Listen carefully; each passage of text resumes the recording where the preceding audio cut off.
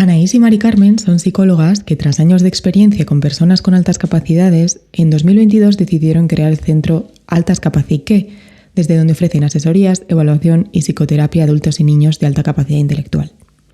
En el episodio de hoy nos cuentan cómo es realmente ser altas capacidades, qué características muestran, a qué retos se suelen enfrentar tanto niños como adultos y cómo es el proceso de diagnóstico, al menos con ellas. Estás escuchando Ser Divergente, un podcast por Jimena González, neurodivergente, altas capacidades y alta sensibilidad. Si te gusta este programa y quieres apoyarlo, seguir el programa, compartirlo o valorarlo con 5 estrellas realmente ayuda.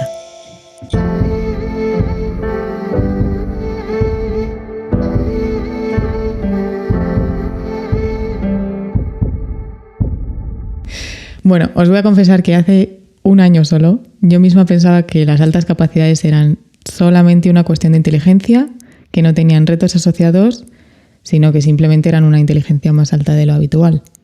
De hecho, creía que lo era, seguramente, pero no sentía ninguna curiosidad por saber la ciencia cierta porque no creía que me fuera a aportar nada. Y ahora, después de haber investigado de alta sensibilidad, altas capacidades, neurodivergencia, de haberme evaluado para confirmar mis altas capacidades, mi visión es muy diferente. Pero cuando he empezado a compartir que lo soy, ya sea en mi entorno cercano o en redes, me he encontrado en general que esa misma concepción que yo tenía es la que tienen otras personas. Y cuando yo he dicho soy altas capacidades, he recibido 2 tipos de reacciones. ¡Qué guay! Sabía que lo eras, sí, se te ve, eres muy inteligente. O, ¿qué pasa? ¿Que te crees Einstein? Sí, bueno, pobrecita, ¿qué problemas tiene?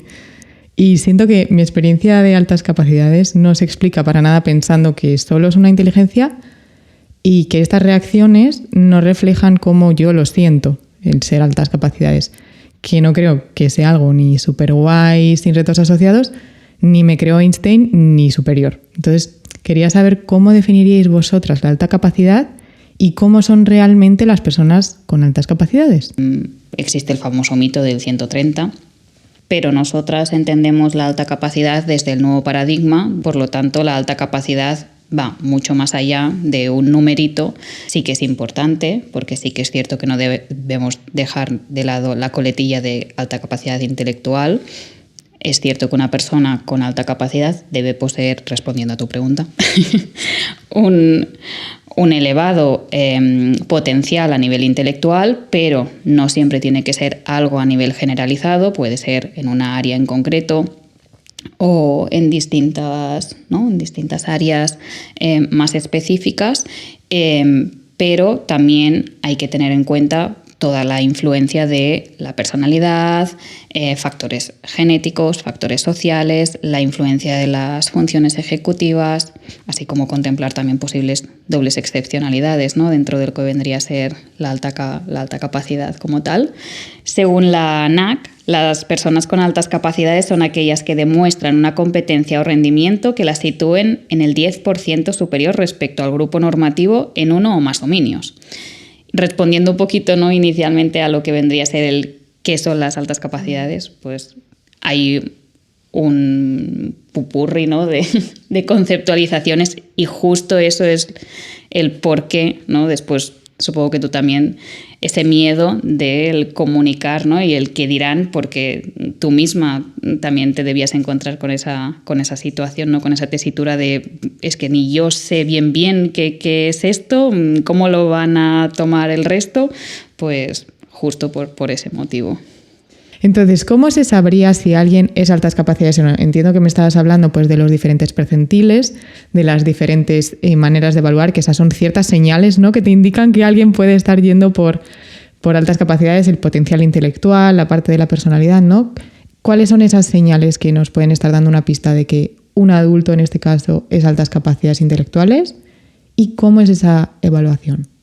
Pues esta evaluación se inicia con una primera visita, en la que se recoge toda la historia de vida, los datos más relevantes a nivel de desarrollo, de relaciones personales, de intereses, y ahí ya se pueden empezar a ver, ¿no?, como ciertos patrones que podrían encajar con lo que comentábamos de esta manera de aprender distinta, de sentir también diferente. Y a partir de aquí será cuando podremos ajustar posteriormente el proceso de evaluación como tal, que sí que a grandes rasgos debe de contemplar tanto la parte cognitiva como la parte de funciones ejecutivas, como la parte más socioemocional y de personalidad. Y en el caso de las personas adultas también nosotras tenemos en cuenta la parte de más laboral, ¿no? Un poquito el perfil también a nivel de profesional. Lo que quizá yo matizaría que esa es la forma que tenemos nosotras de trabajar el proceso de evaluación, pero que realmente no en todos los sitios es así, ni todas las personas se van a encontrar con este tipo de proceso. Nosotras hemos hablado de un proceso completo, global, en el que vamos a ir a buscar, exacto, no solamente el número, sino entender el perfil de la persona para luego poder ofrecerle, si es un niño, pautas a nivel educativo para conseguir esas adaptaciones curriculares que tanto cuestan, y si es un adulto, pues luego poder trabajar y ofrecerle estrategias, ¿no? Totalmente, no tener solamente como un sí o un no, sino realmente cuál es mi perfil, poder comprenderlo, o cuál es el perfil de un niño para poder darme las herramientas que necesito. ¿Y vosotras que veis a diario diferentes personas con altas capacidades que llegan a vosotras o bien para lo que estamos hablando, evaluarse, o bien buscando apoyo con algunos temas que les sean difíciles? ¿Cuáles son esos retos y dificultades que veis más a menudo en este tipo de personas? Uno de los retos quizá que más observamos es el no me siento comprendido por mi entorno, no me siento integrado, yo parezco como de otro mundo, esto me viene pasando desde siempre. A veces en esa historia hay sensaciones muy duras, es decir, yo me he encontrado muchísimas personas, porque hemos evaluado muchísimos adultos, por suerte, que dicen, tenía la sensación de que estaba rota yo, que tenía algo defectuoso, o sea, que había algo que he llegado a plantearme que estaba loca, que era bipolar, que tenía depresión crónica, y luego vas explorando y a lo mejor se han confundido cosas, o sea, no hay una bipolaridad, pero sí que hay como muchísima activación cognitiva. Y hay mucha irritabilidad, no hay a lo mejor depresión crónica, sino que esa persona ha ido teniendo diferentes crisis existenciales, que esto sabemos que pasa en niños y en adultos con altas capacidades. Tienen un interés muy temprano por el sentido de la vida, por la muerte, para qué estamos aquí, para qué hemos venido, entonces eso podría confundirse. Otro de los retos, por ejemplo, en adultos es el tema laboral, porque a veces, por circunstancias, no han elegido la carrera profesional que querían o que pensaban y se están encontrando con trabajos muy monótonos. Sabemos que los trabajos monótonos y repetitivos son súper frustrantes para las personas con altas capacidades, trabajos donde ellos no puedan aportar su creatividad, donde las normas sean muy estrictas y ellos no comprendan, estar a veces bajo el mando de un líder que no sabe de lo que habla, lo llevan muy mal, entonces hay insatisfacción laboral, muchas veces hay muchos cambios laborales. Problemas de comunicación a veces en la pareja, cuando no estás con una pareja que a lo mejor sea de altas capacidades, es yo necesito explicar esto y que se entienda en este contexto, con esta palabra, y mi pareja me dice que no puede más, que lo dejemos. Quizás serían algunos de los retos que vemos más en adultos. En infantil, la comparativa, ¿no?, con sus iguales pues dista mucho en ocasiones, ¿no?, pues a nivel de intereses o ya a nivel de conversación, ¿no? Tienen que adaptarse muchísimo al cómo hablan, ¿no? Pues el otro día en sesión me acuerdo un niño que me decía, pues que claro, ahora todos los niños en clase van diciendo, ¿qué pasa, bro? Y él me decía, ¿qué es eso de bro? Es que no, eso no queda bien. ¿Cómo voy a decirle yo a un compañero, ¿no? ¿Qué pasa, bro? No, pues mi compañero.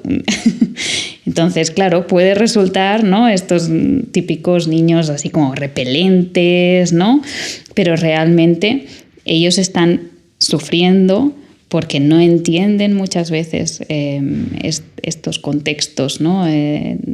a nivel social, o esos intereses, o el interés por el fútbol, o a veces sí pueden compartir interés por cartas Pokémon o cosas así, pero quizás pues se quedan en que la carta es, ¿no? Los niños normotípicos se quedan en que la carta es bonita o en quiero tener a todos los Pokémon, y quizás pues un niño de alta capacidad empieza a inventarse que a través de estos puntos pues puede hacer no sé qué norma, y de aquí voy a mirar que hay algunas que tienen un fondo que se comparte con otra y que forman una imagen más global, ¿no? Se van a ir a fijar como en esos detalles. Entonces esos retos nos los encontramos en sesión después con esa incomprensión, con ansiedad muchas veces, con unas emociones de base que son mucho más complejas, pues emociones como nostalgia, frustración, y no la tristeza como el monstruo de los colores, ¿no? También dificultades a nivel de trabajo en equipo, dificultades más en el acatar ciertas normas, ¿no? Y pues quizás también hay diferencia, ¿no?, entre niños y niñas. Muchas veces los niños pues acaban hartándose y rebelándose, ¿no? Y entonces pues pueden tener un perfil más disruptivo quizás en el aula o incluso en casa, y las niñas tienden más a enmascarar, a ser más comedidas, a tener un posado pues de niña perfecta y llegar a casa y explotar, ¿no? Y decir, madre mía, si parece que hay dos niñas distintas, ¿no? Y a nivel de adolescentes es cuando empiezan ya estas crisis más existenciales, ¿no? Y jope, ¿y por qué soy tan diferente, ¿no?, a los demás? ¿Por qué tengo intereses tan distintos? Empiezan también a ver estos comentarios más de hay algo malo en mí, no sé quién soy. Y pueden aparecer ya síntomas clínicos a nivel de ansiedad, a nivel de depresión, crisis existenciales. Yo matizaría que es que unas altas capacidades, pues quizá no detectadas a tiempo y no atendidas, sí que pueden derivar en un porcentaje altísimo en esas dificultades y en esas quizá trastornos luego comórbidos que decimos. Y nosotros lo vemos en consulta a diario, que sí que es cierto que a nosotros quizá pues vienen a buscar ayuda, pero yo es algo que yo llevo trabajando como psicóloga clínica hace ya más de 20 años y es algo que a mí me llamó la atención. Yo entonces no tenía ni idea de altas capacidades porque en la carrera se explicaba muy poco. Yo estaba trabajando con población infantil en clínica. Y bueno, le pasas un WIS para ver qué tal, y muchísimos niños que me venían a consulta, cuando digo muchos es muchos, me daban un perfil de superdotación. Y yo decía, pues si este niño ha venido porque se siente mal, tal. Y yo digo, esto, y ahí empezó un poco a despertarse mi interés de ¿por qué me llegan tantos niños tan inteligentes a consulta? No debería ser al revés, ¿no? Que la baja inteligencia es la que te hace tener. Y ahí empezó un poco cuando yo me planteé esto. Entonces sí que es cierto que la alta capacidad no te lleva a sufrir más porque sí, pero por una serie de circunstancias, de contexto escolar, familiar, etcétera, más esa intensidad emocional, si no es bien gestionada, sí que te puede llevar a enfrentar todos estos retos.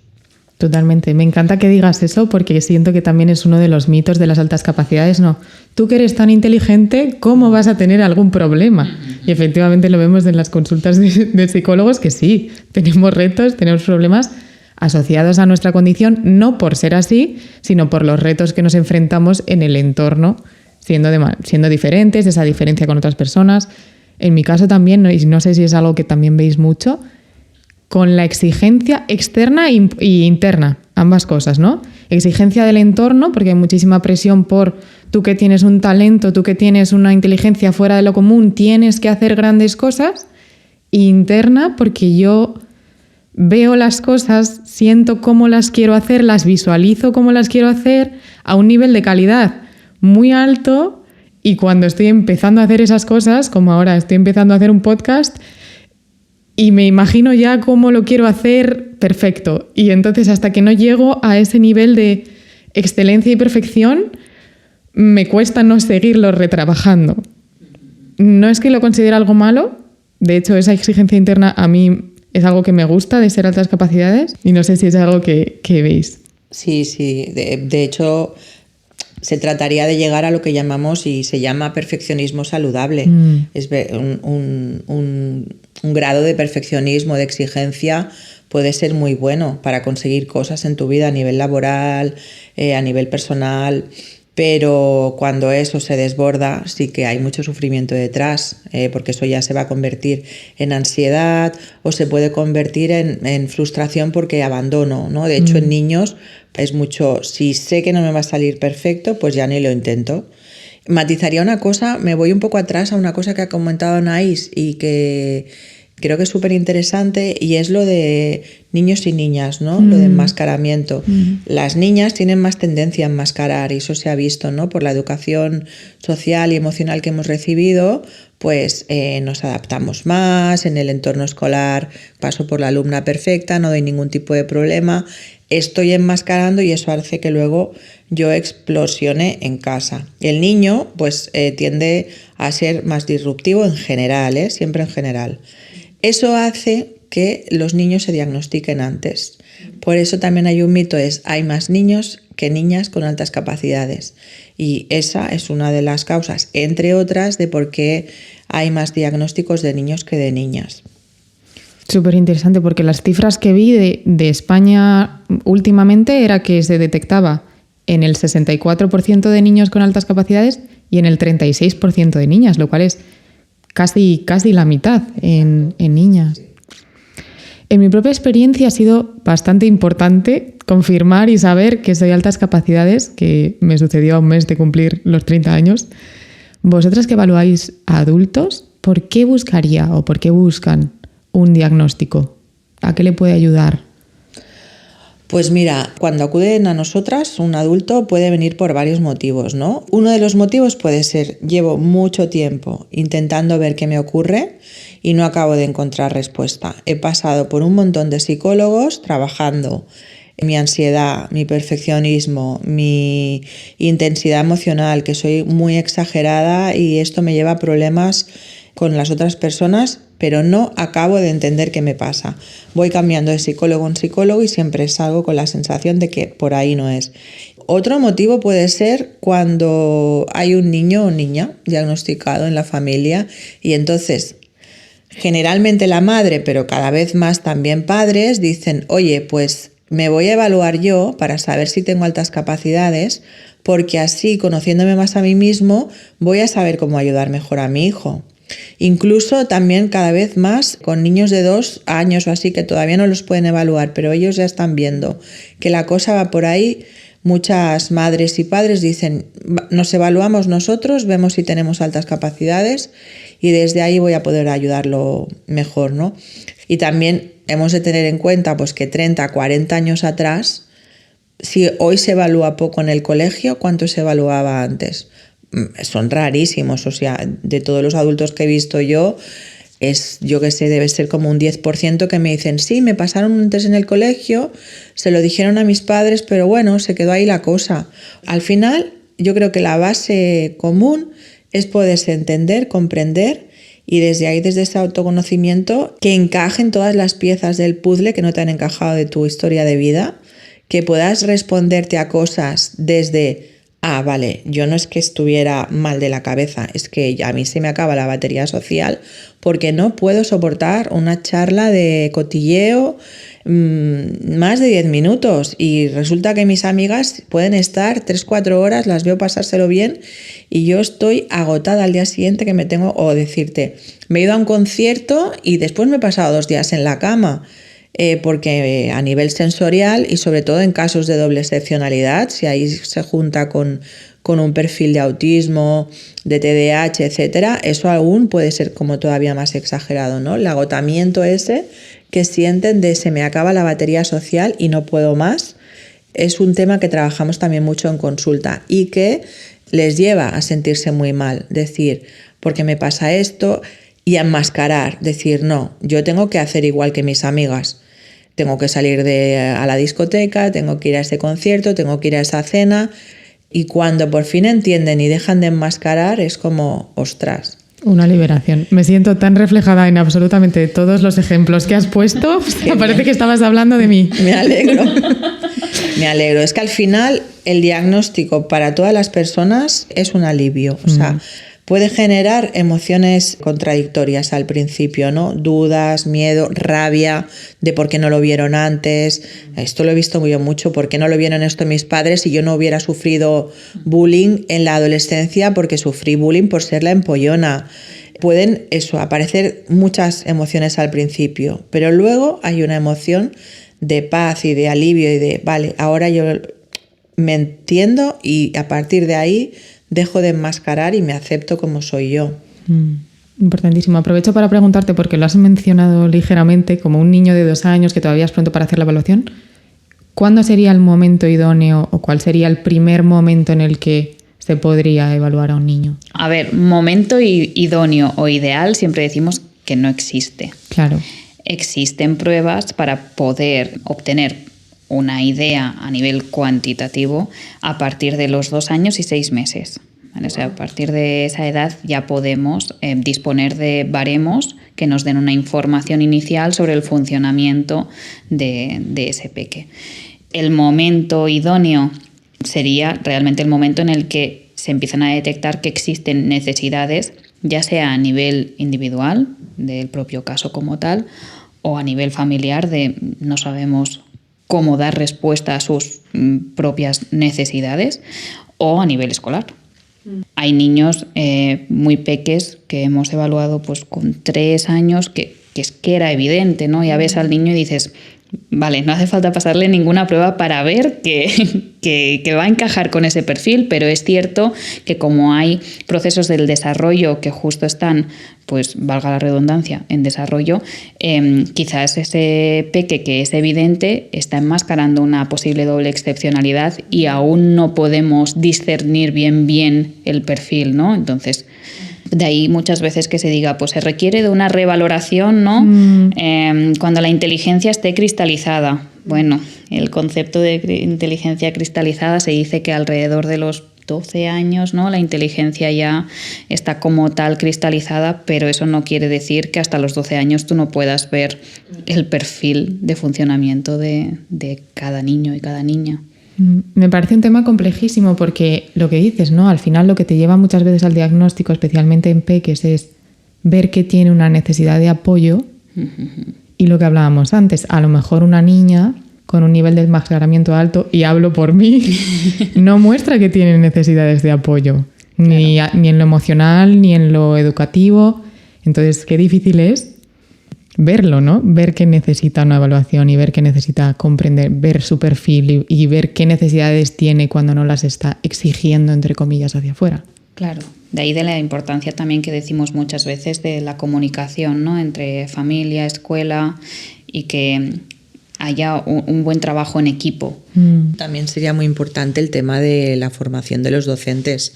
Es decir, si los docentes estuvieran más formados en altas capacidades, tendrían más herramientas para detectar a niños y niñas en sus clases. Pero como en la carrera no lo estudian, y luego son las formaciones que menos ofrecen los centros educativos, o sea que también no sé cómo aprovechar el podcast para hacer un llamamiento a que también los docentes, que cada vez muestran más interés, pues se puedan formar en este tema y no solo formarse en aquellas dificultades que se entienden, entre comillas, como más a la baja, ¿no? Tiene dificultades cognitivas, tiene dificultades tal, ¿no? A lo mejor es de altas capacidades, pero también tiene necesidades educativas. Y si hubiera más formación, yo creo que se detectarían muchísimos más casos. Totalmente, y además que los padres siento que solo tienen experiencia viendo a sus hijos y quizá, bueno, pues a sus compañeros de los hijos, como que no tienen esa visión que a lo mejor sí que pueda tener un docente que ha visto pasar por su clase a tropecientos alumnos de esa edad y que sabe qué es lo habitual y que se sale de esa norma y puede necesitar un apoyo adicional, ¿no? Claro, justo iba a mencionar eso, ¿no? La comparativa. Muchas familias, ¿no? Pues no tienen es su realidad, ¿no? Ellos solo ven su realidad. Entonces también es muy importante que un punto de vista externo pueda decir, ostras, aquí hay algo que se sale de la norma, ¿no? Que no es ni mejor ni peor, sino que está fuera de lo normotípico, ¿no? Porque otra dificultad que suele pasar, y en neurodivergencia suele pasar un montón, es que lo que es normal en una familia puede no ser normal. Y esto a veces supongo que pasará en altas capacidades, que los padres tampoco identifican que algo pasa con su hijo porque ellos mismos también lo viven y no están diagnosticados con altas capacidades. Exacto. ¿Cuáles serían estas señales que a un niño podríamos decir, uy, parece que a lo mejor pasa algo, a lo mejor sería interesante evaluar de altas capacidades? Así, aspectos generales, es importante que cada persona es un mundo y no se van a cumplir, pero sí que cosas a tener en cuenta, pues acostumbran a ser niños ya desde muy bebés demandantes, muy sensibles, con un inicio temprano del habla o con un léxico muy preciso, muy rico, ¿no? Que dices, ostras, pues el típico niño que habla como un abuelito, ¿no? Y que dices, qué entrañable, sí, qué entrañable, pero claro, un niño de 3 años que va diciendo según qué palabras, pues hay una disincronía interna ahí muy, muy grande. También estilos más perfeccionistas, autoexigentes ya desde pequeños o exigentes también con los demás, ¿no? Que quizás te puedan como parecer que te estén buscando el límite, pero no están buscando el límite, sino que realmente lo que están buscando es entender el porqué de esa norma, esa necesidad de entender, ¿no? El porqué de las cosas, intereses por temas trascendentales, como comentaba Mari Carmen, ¿no? Muy tempranamente, sobre la vida, la muerte, el origen del universo, dificultades en el sueño, ¿no? Para conciliar el sueño sobre todo. Y después, bueno, a nivel más cognitivo, pues lo que comentábamos, ¿no? Sobre todo el inicio temprano del habla, también interés por las letras, por los números, o esos saltos intuitivos a nivel de aprendizaje. De golpe me he dado cuenta que mi hijo sabe leer y yo que sepa, nadie le ha enseñado a leer, ¿no? La baja tolerancia a la frustración que decimos, que es como el gran caballo de batalla de muchos padres y madres con niños con altas capacidades, porque se frustran mucho, pero por tema de perfeccionismo interno. Lo que explicabas tú, yo lo he visualizado así, de esta manera, y tiene que ser así. Entonces, si no es así y hay el mínimo fallo, me frustro y me frustro mucho. Y a veces son pataletas y rabietas súper intensas cuando son pequeños. A veces cuando no tienen todavía... Hay niños que, como decía Anaís, no todos los niños tienen un habla precoz. Y cuando no tienen un habla precoz y no pueden expresarte lo que quieren decir, pero ellos tienen clarísimo qué quieren decirte y que tú no los entiendes, también se frustran mucho. Perder en un juego, que ellos se consideran que podrían haberlo hecho mejor, pues todo esto también se observa mucho en niños y niñas con altas capacidades. Yo creo que serían así como los indicadores más importantes, pero solo son indicadores, ni se tienen que cumplir todos, ni que los cumplas todos a lo mejor confirma seguro unas altas capacidades, pero sí que son señales de alerta que están ya muy estudiadas y que hemos de tener en cuenta.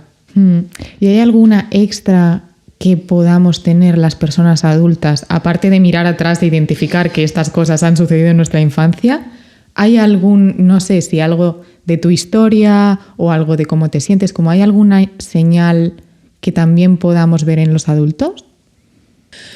A ver, revisando la historia, la mayoría de adultos siempre destacan desde muy temprana edad el haberse sentido diferentes. Esa palabra sale muchísimo. Yo no sabía por qué, pero yo me sentía diferente al resto. También otra cosa es que muchas veces cuando evalúas su historia de vida, dicen tenía pocos amigos, no era de grandes grupos, y entonces al final yo solo tenía pues un par o tres de amigas. Y me he dado cuenta que con la edad también creo que son neurodivergentes. De hecho, 2 se han diagnosticado y tienen altas capacidades. Ahora resulta que las 3 amigas, pues eso también lo vemos. O sea, no sé si te referías a eso, Sí. Señales en la vida que hemos podido encontrar. Y luego en la adolescencia. La adolescencia es como un punto crucial. Ahí es cuando ven claramente que no encajan. O sea, y no significa que no tengan habilidades sociales. Y además muchos adultos te lo explican, ¿eh? Dice, yo soy introvertido, pero tengo buenas habilidades sociales. Yo puedo estar en un grupo y puedo estar hablando, puedo dar conversación.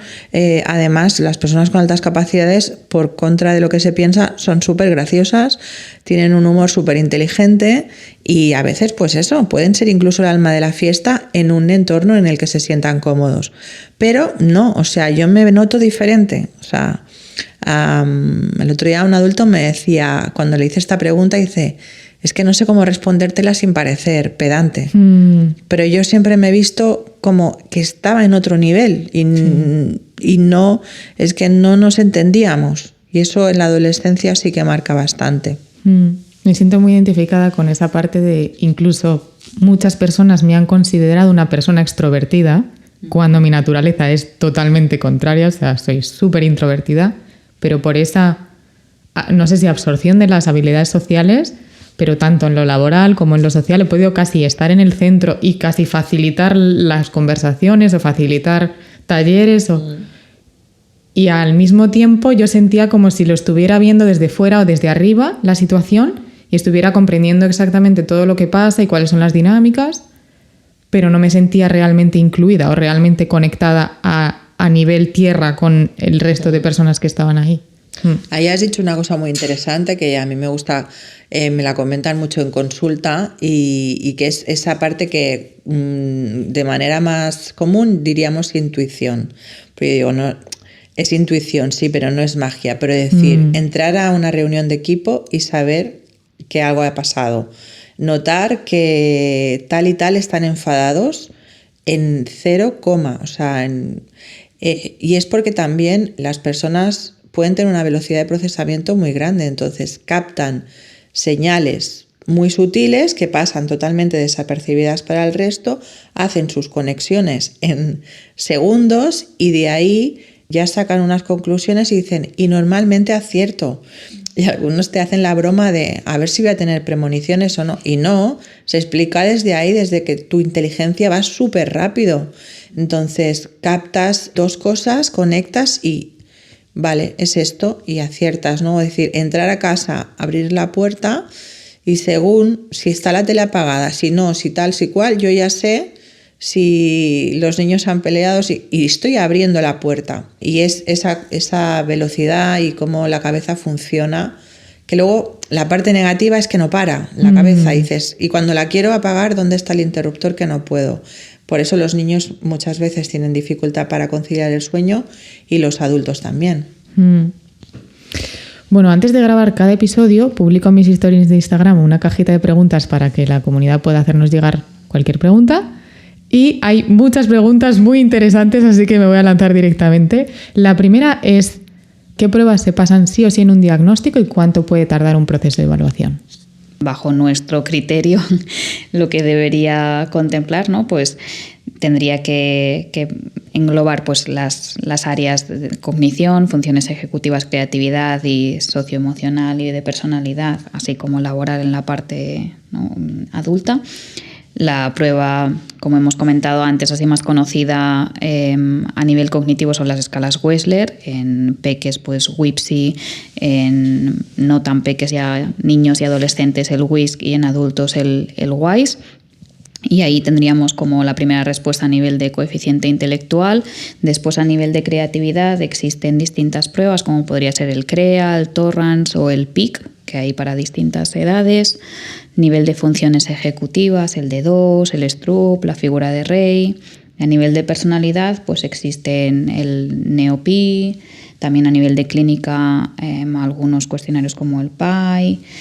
El Explora, por ejemplo, lo pasamos sobre todo a adolescentes que no saben qué carrera elegir y están con todas estas dudas, o adultos que se están planteando un cambio laboral.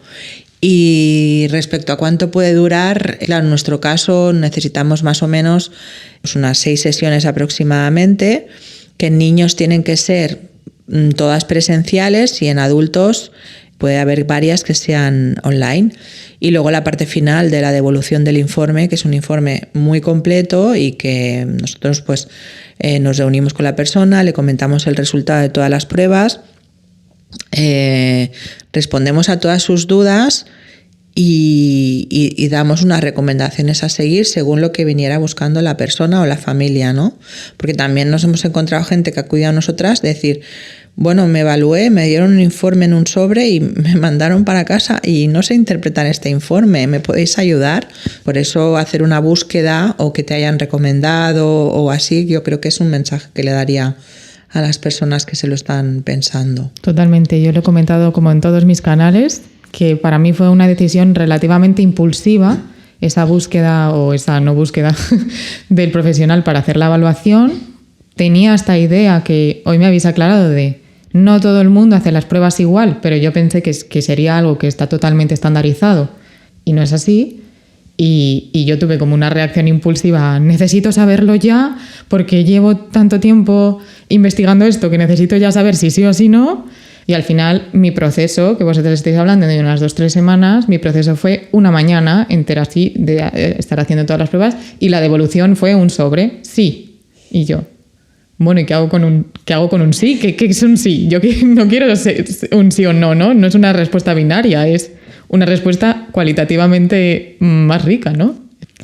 Ahora entramos en el ámbito complejo de la doble excepcionalidad y la pregunta es ¿cuáles son las similitudes entre altas capacidades y TEA, autismo? ¿Cuáles son las diferencias y cómo saber si una persona es altas capacidades, autista o doble excepcionalidad? Aquí está el punto de la significación, ¿no? Entre un perfil de alta capacidad y de autismo se dan muchas similitudes, a veces a nivel de intereses restringidos, dificultades a nivel social, pero una cosa es que tú tengas dificultad para encajar en un grupo porque te sientes diferente, pero puedes hacerlo, ¿no? Como tú comentabas, pues quizás pueden considerarme incluso extrovertida y no lo soy para nada. Y otra cosa es que tú, pese a estar ahí, tengas esa dificultad y no sepas entender el cómo está funcionando ese contexto para adaptarte a él, ¿no? Cuando hay una dificultad de base para entender las normas sociales, el cómo está funcionando el contexto comunicativo, te pierdes matices, gestos, no estás entendiendo normas implícitas sobre el por qué yo en determinados lugares no puedo reaccionar o responder de esta manera cuando no está escrito en ningún lugar, ¿no? Pues eso son dificultades específicas del autismo. Y cuando se da un perfil de doble excepcionalidad es aún más difícil de discriminar porque una puede enmascarar la otra, ¿no? Es muy complejo y yo creo que esto lo resumiría a que lo importante es el diagnóstico diferencial y para eso el profesional que evalúa tiene que estar formado en altas capacidades, en autismo y en doble excepcionalidad. Totalmente, porque entiendo que incluso eso, ¿no? Aunque hay características en común, podemos pensar que por las señales que vemos de alguien puede ser autista o puede ser altas capacidades o incluso podría tener este perfil híbrido en el que todo se confunde y ya no se sabe qué es de qué. Necesitamos las pruebas para comprobar si realmente es altas capacidades, si realmente es TEA o si es la doble excepcionalidad. Y supongo que esto mismo pasa en esa doble excepcionalidad, que también igual es común, entre altas capacidades y TDAH, que a veces muchas personas comentan en mis vídeos y me dicen yo soy TDAH y mi mente funciona así. Digo, sí, es que hay muchas cosas en común, ¿no?, entre TDAH y altas capacidades. La siguiente pregunta es, ¿un niño con altas capacidades siempre implica un padre o una madre que sea también altas capacidades? Siempre, como decimos, ¿no? No, pero con una alta probabilidad, sí. Me gustaría acabar con una pregunta de la audiencia. ¿Qué lecturas recomendaríais para una persona con altas capacidades que acaba de saber que lo es? Demasiado inteligente para ser feliz. Está bien para poder empezar a entender un poquito qué es ser de alta capacidad. Desde más el ámbito de familias y de niños, hijos con altas capacidades de Olga Carmona está muy bien, y también de Bea. Y también el A mí no me lo parece. Genial, pues muchísimas gracias por venir y compartir, chicas. No, gracias a ti. Gracias a ti por invitarnos, ha sido un placer.